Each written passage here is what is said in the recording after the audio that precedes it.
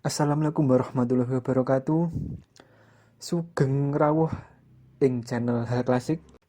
Di video ini saya akan bahas kumpulan perkakas atau alat tukang yang cukup sering dipakai, entah itu hanya sekedar hobi atau pekerjaan. Bahkan bisa disebut perkakas rumahan. Karena seiring perkembangan zaman, perkembangan industri, perkakas ini tidak semahal dulu dan fungsionalitasnya semakin baik, semakin aman dan nyaman untuk digunakan di lingkungan rumah tangga.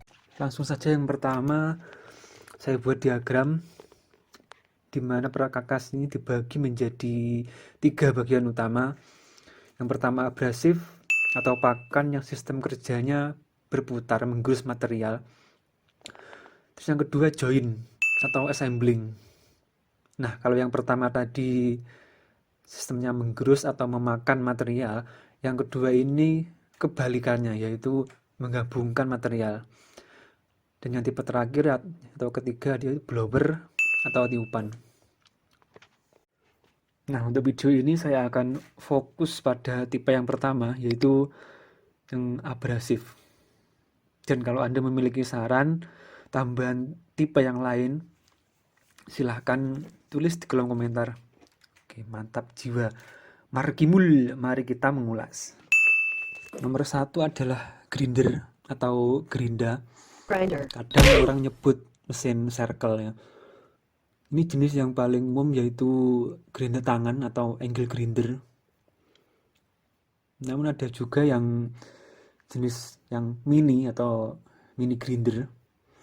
Ya meskipun ini secara bahasa mesin amplas ya, mesin gerus ini.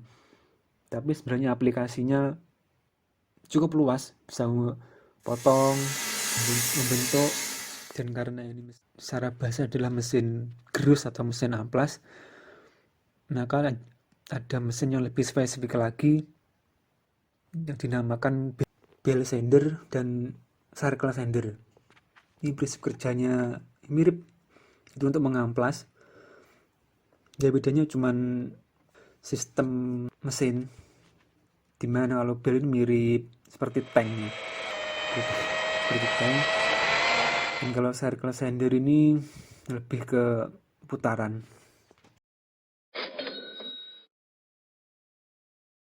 Planer memiliki arti menyerut atau mengetam. Yang cukup sering ditemui adalah hand planer, dan prinsip kerjanya menggunakan tangan langsung. Jadi yang bergerak adalah mesinnya, sedangkan benda kerjanya diam. Untuk bench planer, sistem kerjanya berkebalikan dari hand planer. Kalau hand planer itu mesinnya yang bergerak, untuk bench planer ini benda kerjanya yang bergerak.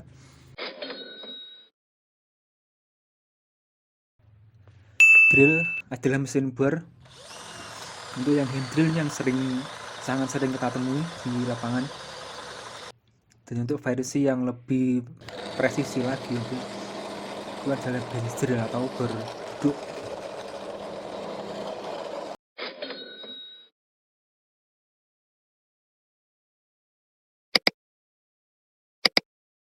Lalu mesin trimmer atau rotor. Nah, untuk jenis mesin ini prinsip kerjanya mirip dengan mesin drill atau mesin bor. Hanya saja kalau untuk mesin bor kekuatan yang di ujung, untuk mesin trimmer atau rotor kekuatannya di ujung dan di samping. Lalu kalau untuk aplikasi sebenarnya hampir sama antara mesin trimmer ataupun mesin rotor. Hanya saja kalau untuk aplikasi tertentu lebih cocok untuk trimmer, dan aplikasi yang lain lebih cocok memakai rotor. Nah, bedanya apa?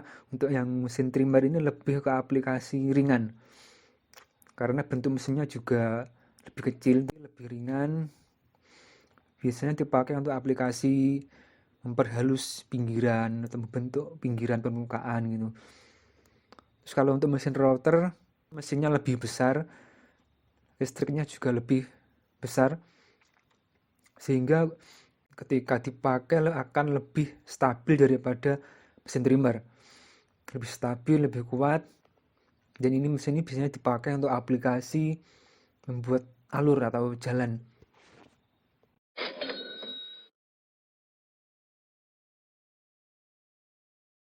Oke, sekarang masuk jenis saw.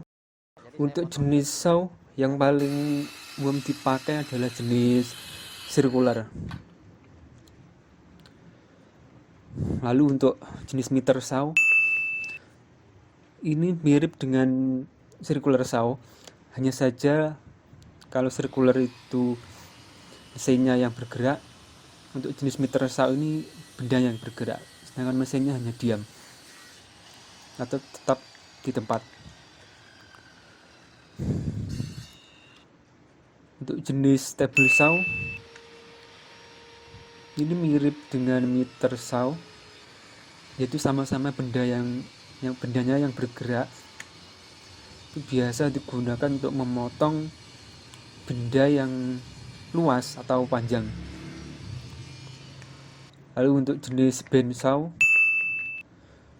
fungsionalnya seperti table saw,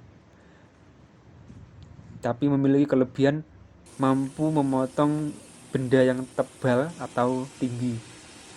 Biasanya untuk aplikasi misalnya pada industri pengolahan pertama kayu hasil tebang. Terus untuk jigsaw, jika dibandingkan dengan circular saw, jigsaw ini mampu memotong pelengkung, itu kelebihannya.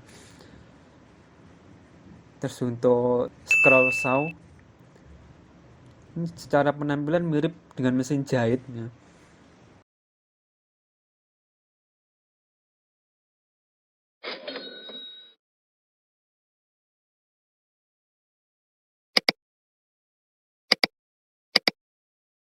Lathe atau mesin bubut ini adalah sistem pembentukan material yang bentuk dasarnya adalah tabung.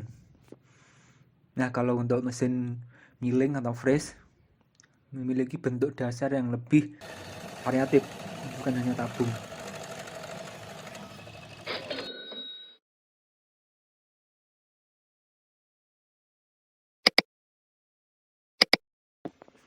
Lalu terakhir mesin oskilasi, oscillating multitool.